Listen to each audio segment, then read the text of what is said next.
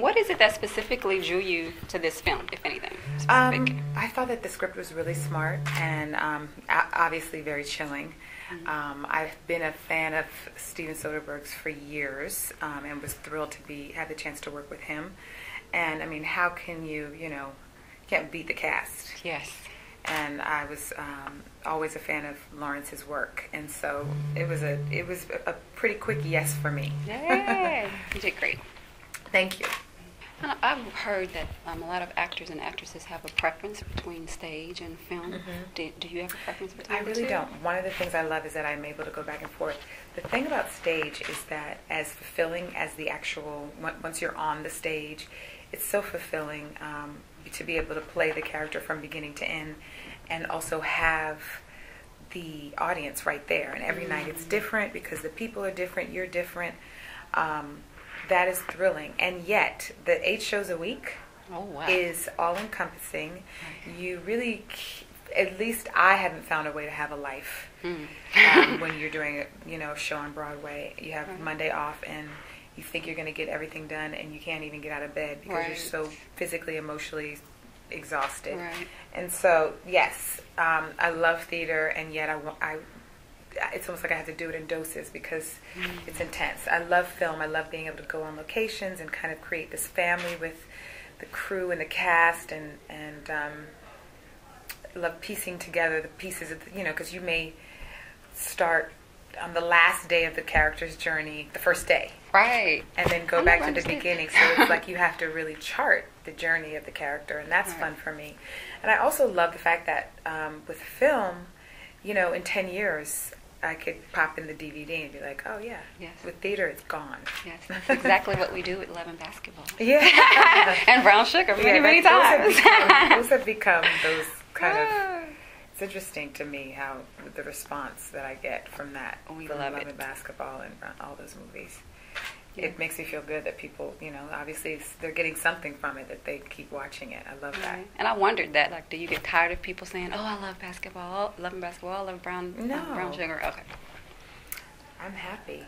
Those are the kind of movies I want to make, because clearly, I mean, obviously they're doing something different, even if it's just entertainment. But if you're watching something over and over again, I know that when I watch movies over and over again, it's because it's speaking to some part of me that needs to be, I don't know, filled in some kind of way, or maybe it's just a great reminder. Yeah, yeah, exactly. Okay. Being that we're faith-based, tell me about your religious backgrounds. Were you raised in church, and do you practice that today? I wasn't raised in church, but I do have a close relationship with my spirituality. I do believe in God, and it's almost like this business has helped me deepen my spirituality, because being in it for 16 years, as much success as I've had, it is very, very, very grueling and challenging at times, and takes a lot of faith to keep going. Yeah. Sometimes you want to give up, and so it's almost been a blessing in that difficulty, because that's made me go deeper into my spirituality and my faith. Tell us about your journey in film. What was the big break to where you went from doing those 30 films until you got your first big on-screen break? Everything was kind of very, by the book. Went to drama school.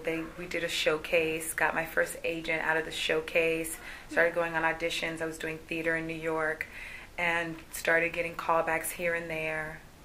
It's between, you're like the third choice, you're the second choice, then would get guest spots here and there, and then got my first movie role. It was very kind of a slow build.